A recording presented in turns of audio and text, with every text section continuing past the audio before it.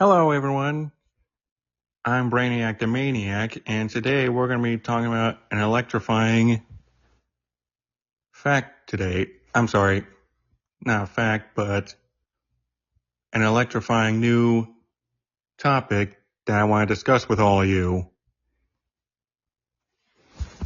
which will be very intriguing. So, in 1195, a monk from Gervais of Christ Church Cathedral describes a fiery globe or an orb descending from that dark sky near London. Now, what does that entail? It could be that, like most historians back then, most historical accounts back then were very not specific and maybe it was from a myth or legend, but this is actually more rooted in real life. And it's actually attributed to a real phenomenon. This phenomenon that's being described is called ball lightning. And yes, I know it sounds crazy, but it's the truth. It has influenced multiple cultures for centuries, like the will-o-wisp, the Ansi Mayan from Machu Picchu or Mapuche culture in Chile and Argentina, and sometimes taking the form of onibi or hitodama as a fiery ball. You know those floating blue fireballs that you see in anime and manga? Well, that's a reference to that. In any case, the ball lightning is a very rare and unexplained natural phenomena that appears as a glowing, got ahead of myself there, spherical orb of electricity or plasma. Now, scientists have discovered in 2006, researchers at the University of Aviv, my trying to name it at the top of my head, but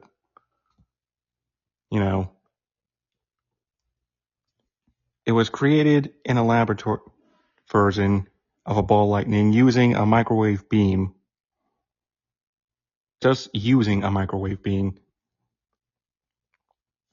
In another experiment, researchers created a tiny ball of plasma that resembled ball lightning by aiming a microwave beam at a stripped silicon.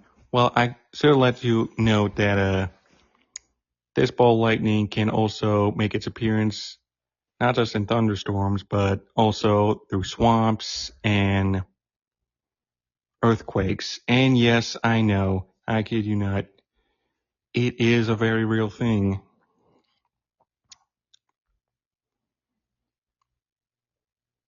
And the interesting thing, I got ahead of myself again, was ball lightning making its appearance around earthquakes. But I think I'm going to explain further why that is. Another discovery by scientists from China that they were able to record it, were able to analyze it. It contained traces of silicon and calcium and iron, which are elements in the soil, which would explain its appearance in swamps and earthquakes because it has electrical properties when it hits by seismic activity. Now, personally, I think that, it's mostly I believe it's mostly personally consisting of plasma, and it's only short-lived for like a few seconds until it eventually fades out, and sometimes very rarely explodes. But you don't have to worry about it. The chance of that is minimal. But I would be prepared just in case. It sometimes travels aimlessly up and down or sideways. sometimes passes or it's claimed to go through walls, or sometimes, sorry, I gotta hear myself again, explodes. It says, when I was a kid, electromagnetism is something I was always fascinated. So, in any case, back to what I was talking about. When I said ball lightning was, sorry, a little off day today. All right, it was associated with earthquakes. Well, let me explain more about it. Sometimes it can manifest as bluish flames. Sometimes, again, ball lightning. And it comes from out of the ground at ankle height. And sometimes as lightning that comes from the ground. And did you know that lightning doesn't always just come from the sky? It can also come from the ground, also known as ground lightning. But I'll explain that in another video and another time. In 2014, scientists concluded that certain rocks tend to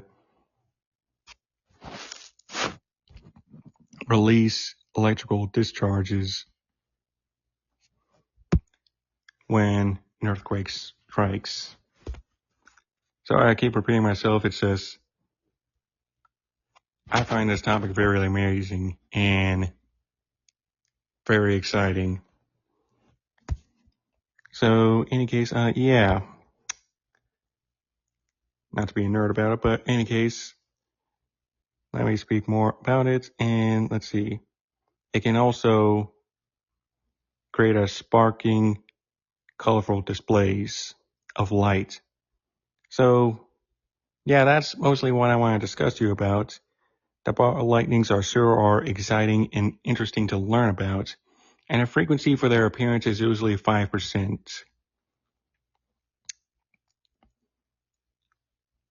for it to make its appearance, which is very rare and can only happen when a few conditions are met, but apparently scientists haven't uncovered what those mechanisms are. But in any case, yeah.